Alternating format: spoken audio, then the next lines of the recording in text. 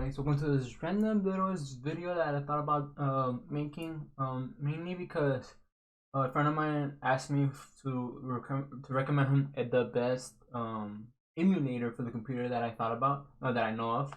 And everyone knows that I've been talking lately of OD Player. By lately I mean for the past 6 to 8 months, I've always recommended OD Player over BlueStacks. These are 2 out of the 3 main names out there. I forgot the name of the other one because I've never really cared to try it out, since I already have one that works. Now, one thing that you need to know before I talk more about this is that we need to understand what is the main factors that I recommend these things. So the main factor I recommend OD Player for is due to the difference between the RAM and CPU power that it uses. Now, what are RAM and CPU? RAM and CPU. The CPU is a processing unit, while the RAM is what is it? A modular. I don't know. I just put it here right now. Right, you can read it on screen. So the difference between CPU and RAM. So you need these two. These are 2 major components on a computer in order for the computer to work. Every computer is different depending how they're built, depending how much RAM and how much CPU power you have, is how well you can use a program. If a program requires too much CPU, the more CPU than what your computer has, your computer can't use them, period.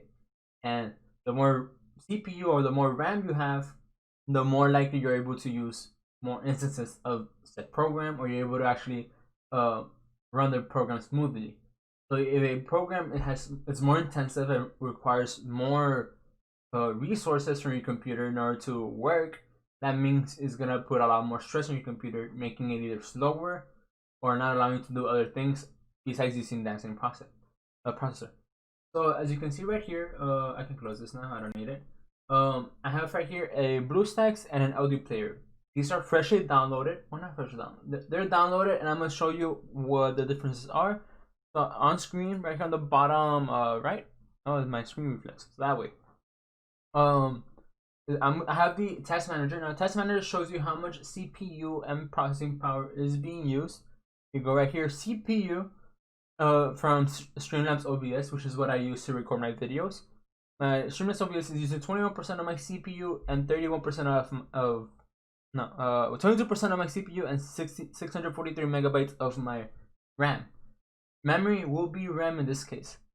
Now, for you guys are wondering, my computer is currently running in a 16 gig RAM system, as well as the processing is an Intel Core i5 8400 CPU that runs at 2.8 gigahertz.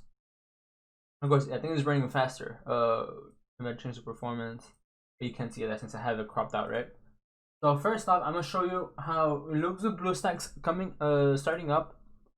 So the moment BlueStacks starts powering up, you see how the CPU goes up high. It goes to 38%, and it's just loading up 45%, 43%. So CPU is using quite a bit, and it's using about 400 RAM.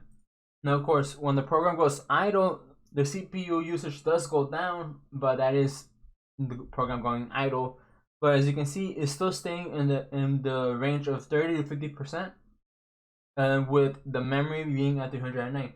Now, my channel is mainly known for Lords Mobile. Lords Mobile is not a very highly intensive game that requires so much processing power compared to like you're doing mobile Call of Duty or League of Legends.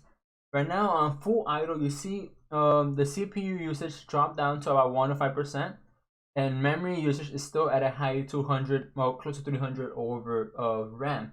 Now, there's something you need to know, because this is on idle. Once you start up the game, the power is going to be going up. This is just a basic account. I don't know why BlueStacks is offering that setup. It's just the whole setup that you see right there for me is to open several instances, which I've talked about before, and just having multiple accounts, which is just having different outs. And as you can see, this account is just right off the bat from having it opened, and CPU is still averaging out at 10% of my CPU. Now, my CPU is not a low CPU, low end. It is a pretty newish one, and memory wise, we are stuck at 360 megabytes. Just by having the game open. This, of course, on a basic beginner account. If you have a bigger account, it might run a little bit. It might use a little more resources. It does require to process the extra activities that happen on screen. Also, when you're watching doing rallies, stuff like that, joining on gathering events, doing guild fest, anything you'll be doing, it will increase the CPU intensity.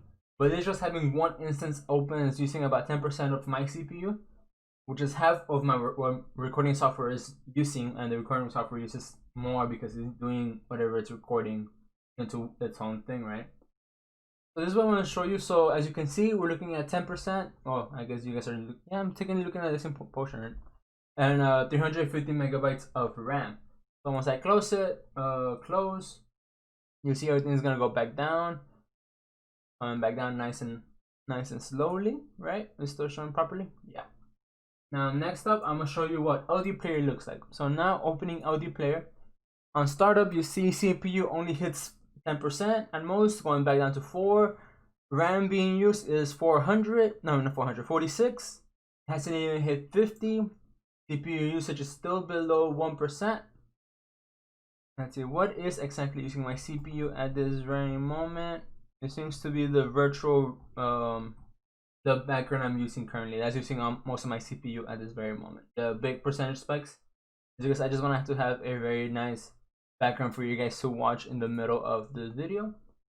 So I think that screen took over, so if I just minimize that, there we go. Yeah. So as you can see, having this open, my CPU hasn't been used at all, and my memory is at 47%. Well, if I were to open Los Mobile as well on a brand new account, CPU doesn't even go up to 1%. RAM still hasn't even gone up past 50.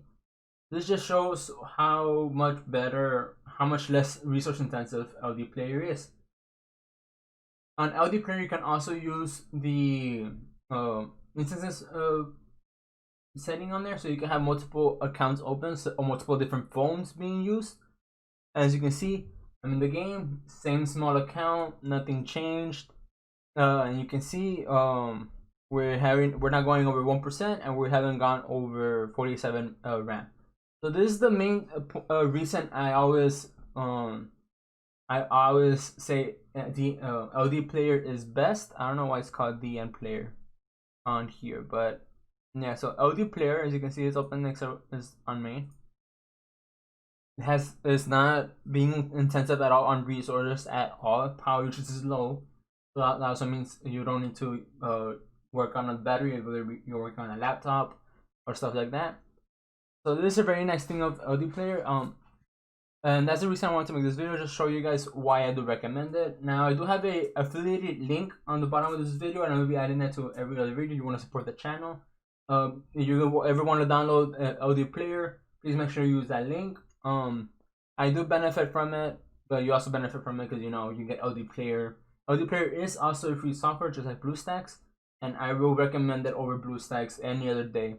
For when it comes to resource intensity of the computer. Now, why we want a lack of resource intensity from a program like this? You're trying to run Lords Mobile on your laptop, and your laptop, not everyone can have nice laptops with over 2 gigabytes of RAM and a good CPU.